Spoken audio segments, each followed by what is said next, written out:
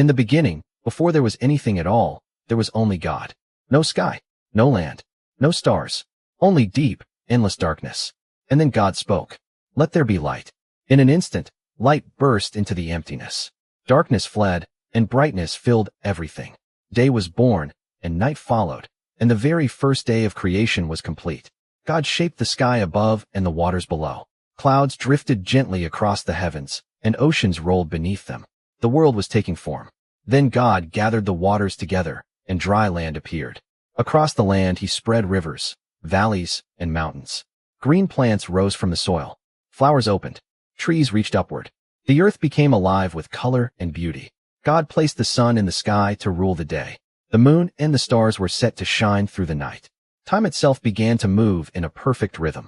Next, God filled the seas with fish and great creatures of every kind. Birds soared across the sky. On the land walked lions, elephants, giraffes, deer, and countless other animals. The world was filled with movement, sound, and life. Then God created something very special. He formed a man from the dust of the earth and breathed life into him. The man opened his eyes and became living. God called him Adam. God saw that Adam should not be alone. So he formed a woman from Adam, and her name was Eve. Adam and Eve walked together in a beautiful garden called Eden. Rivers flowed gently. Flowers bloomed everywhere. Animals lived peacefully around them. Most wonderful of all, God walked with them, and they knew him as their friend. In the center of the garden stood many trees, heavy with fruit. God told them, "You may eat from every tree in the garden, but from the tree of the knowledge of good and evil you must not eat. For when you do, you will surely die." Adam and Eve listened. They were happy. They were safe. They trusted God. One day, as Eve walked near that tree, a serpent appeared. His voice was smooth and quiet. "Did God really say you must not eat from any tree?" he asked. Eve answered, "We may eat from the trees of the garden, but God said we must not eat from that one, or we will die." The serpent whispered, "You will not die. God knows that when you eat it, you will be like him, knowing good and evil." Eve looked at the fruit. It was beautiful. It seemed good. She took it and ate. Then she gave some to Adam, and he ate too. At that moment, their eyes were opened. They realized they were naked. Shame filled their hearts.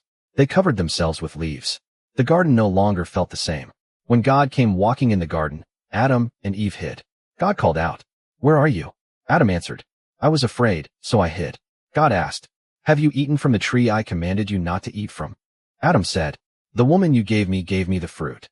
Eve said, "The serpent deceived me." Their choice had broken the perfect world. Sin had entered creation. God told them they would have to leave the garden. Life would now be hard. Pain would exist. The world would no longer be perfect. But God did not leave them without hope. He promised that one day, a Savior would come, one who would defeat evil and restore what had been broken. As Adam and Eve walked out of the garden, their heads were bowed, but light shone ahead of them. God's promise was still alive. Thousands of years later, that promise would be fulfilled. And even today, the same God who created the world, who formed Adam and Eve, and who never stopped loving them, still loves you. No matter how far we fall, his love always reaches for us.